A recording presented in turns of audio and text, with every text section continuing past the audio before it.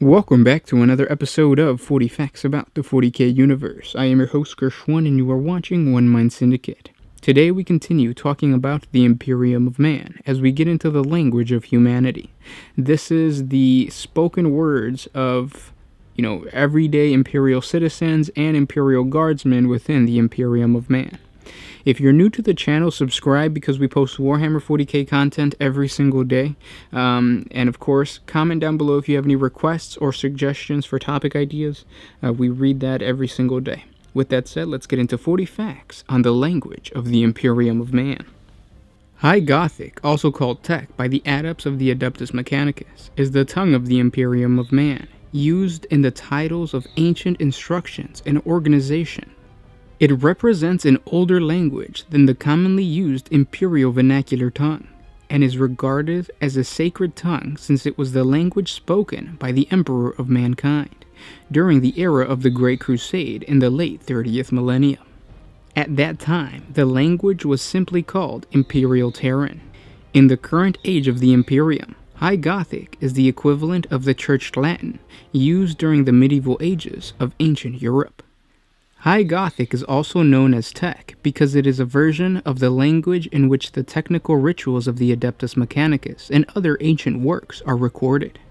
High Gothic first developed during the Dark Age of technology on Old Earth before the spread of mankind to its interstellar colonies. It derives from the common tongue of that time, the assimilation of English, European, and Asian Pacific languages, which developed over many centuries in the North America, European, and Asian Pacific regions of Terra.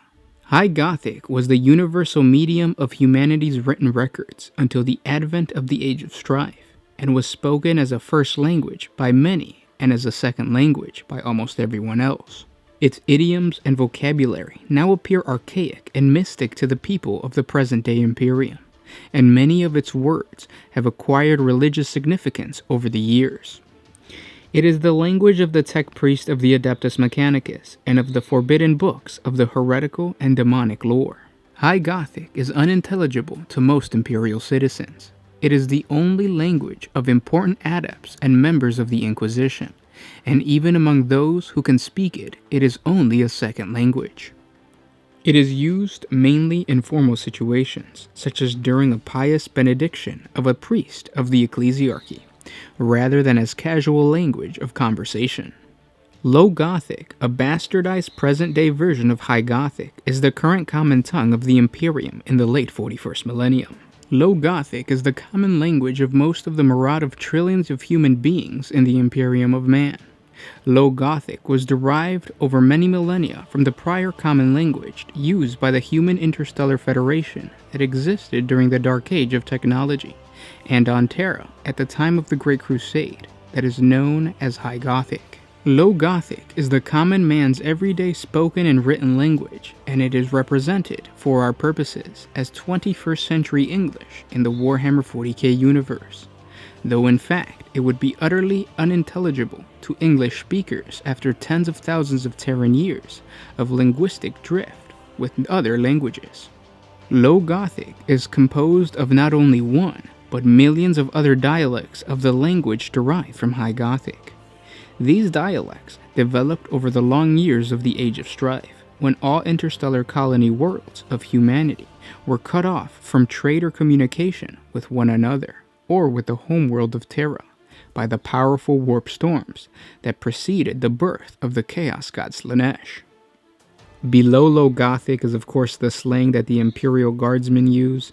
I say Imperial Guardsmen because the average Imperial citizen of course has other slang words, and usually when it comes to Imperial citizens there's so many different planets and so many different types of hive cities and planetary types that the slang of individual citizens varies greatly.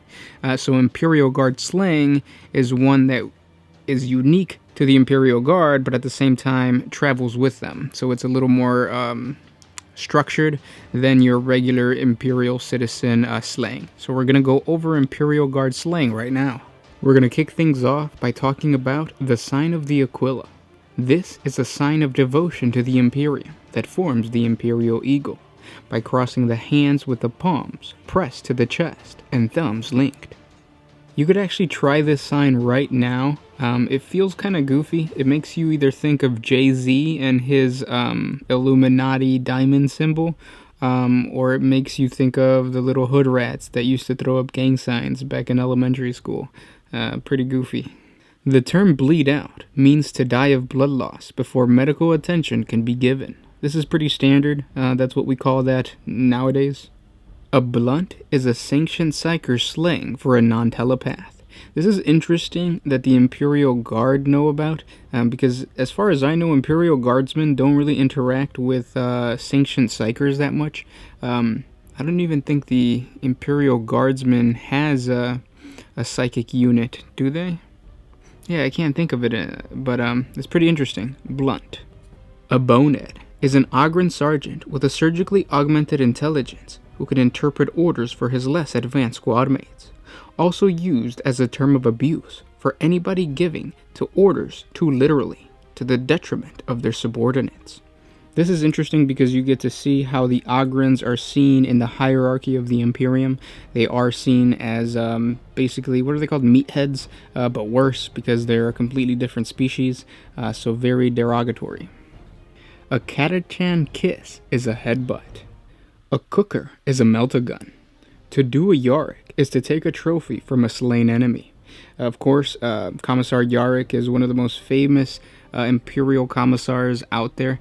He is the guy that ended up chopping the hand off of a knob. So he took his power claw. He also is known for taking the skulls of different orc knobs and warlords as his prize. So this is pretty fitting. The term Emperor's Benediction is a euphemism for mercy killing. Now, Imperial Guardsmen use derogatory terms for sanctioned psychers. These can take the term of freak, brain, or bolt magnet. Freak is just kind of on the nose. Brain and bolt magnet are pretty unique, pretty clever, I guess. Now, everybody knows that an orc in Imperial culture, and especially in Imperial Guard, is known as a greenskin, or shorter, a skin. A hangman or a leash is a derogatory term for a commissar. Now, if you are a member of the PDF, a Planetary Defense Force, or a guard regiment given colonial duty, you are regarded as an interior guard, because of course you stay within the planet.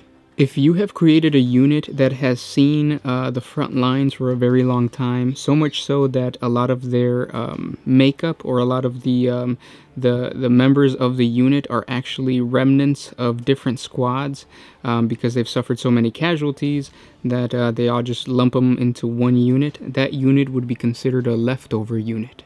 Another derogatory term is plank. That is considered an idiot. Also a derogatory term for an ogren, a plank. If a guardsman is ever disciplined by a senior officer for minor infractions, like possession of an unauthorized publication, that would be considered a slap.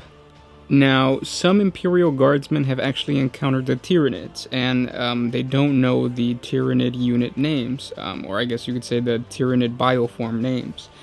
So, if you ever hear Screamer Killer, that is a Tyranid Carnifex. A Spook is a Tyranid Lictor. A Toy Soldier, or Glory Boy, is a Stormtrooper. So those are the elites. It's usually a derogatory term for those units of stormtroopers. So toy soldier or glory boys. The term twist is a derogatory slang for a mutant. And those were 40 facts on the languages of the Imperium of Man. Thank you guys so much for sending this request. If you guys have any other requests, please comment down below. We read those comments every single day. And we derive our topics from the comments that you leave behind. Thank you so much for liking, commenting, and sharing. By you liking our videos and sharing on Facebook or Twitter, you're telling YouTube that you want to see more Warhammer 40K content, and it helps us out, and it helps other YouTube channels that are dedicated to Warhammer 40K, because YouTube sees the tags of Warhammer 40K and promotes the awesomeness of 40K. And don't forget, guys, that we still have a giveaway for a Dark Eldar and a Necron Starter Collection box set. So be sure to click the links above to go to those 2 videos and have a chance to win an awesome starter set. But again, guys, thanks for everything, and I'll catch you tomorrow. This was Gershwin with One Mind Syndicate, signing out.